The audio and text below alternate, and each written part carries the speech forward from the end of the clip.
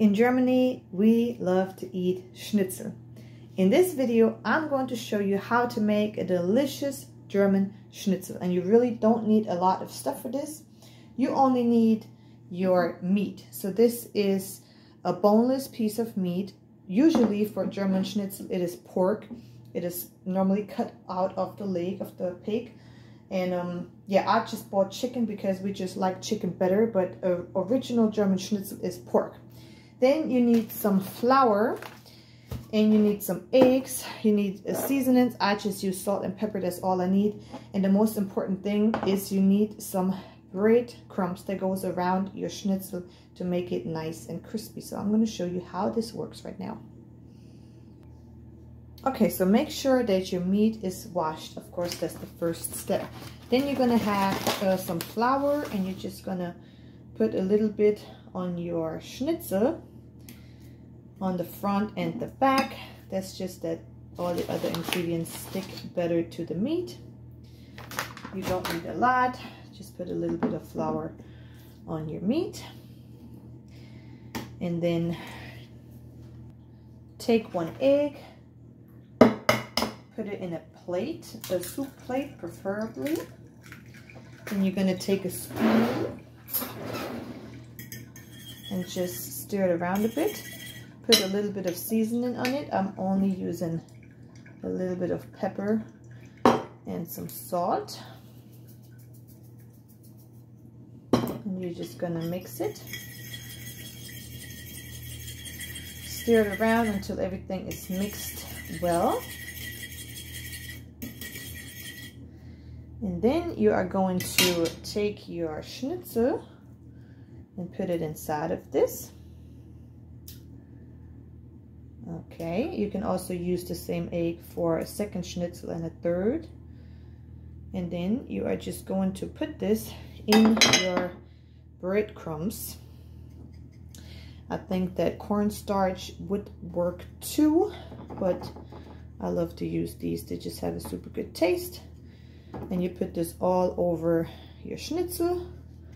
Cover it completely in the breadcrumbs. This is the most important thing about making a German schnitzel. So it should look just like this. And then you're just going to put this in a pan with butter. Okay, so you're just going to melt some butter in a pan. Make sure the pan gets really, really hot before you put your meat in there. You can also use oil, olive oil, or any vegetable oil. But for me, butter is just the better taste in it. It makes the original schnitzel just taste so much better than with oil.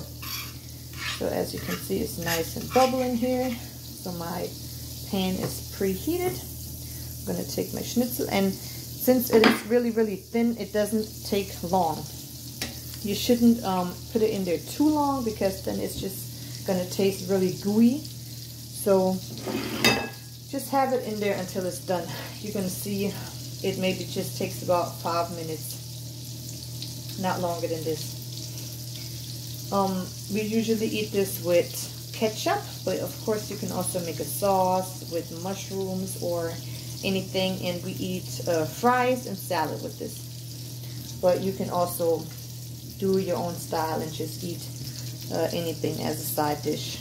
Potatoes, or yeah, maybe some rice, whatever you like. You can already turn it around. You can see it already gets nice and brown. It's already going to be done in a few minutes. When it's like this, you can turn the heat lower a bit. I would say medium to low heat so that it doesn't get burned. Yeah.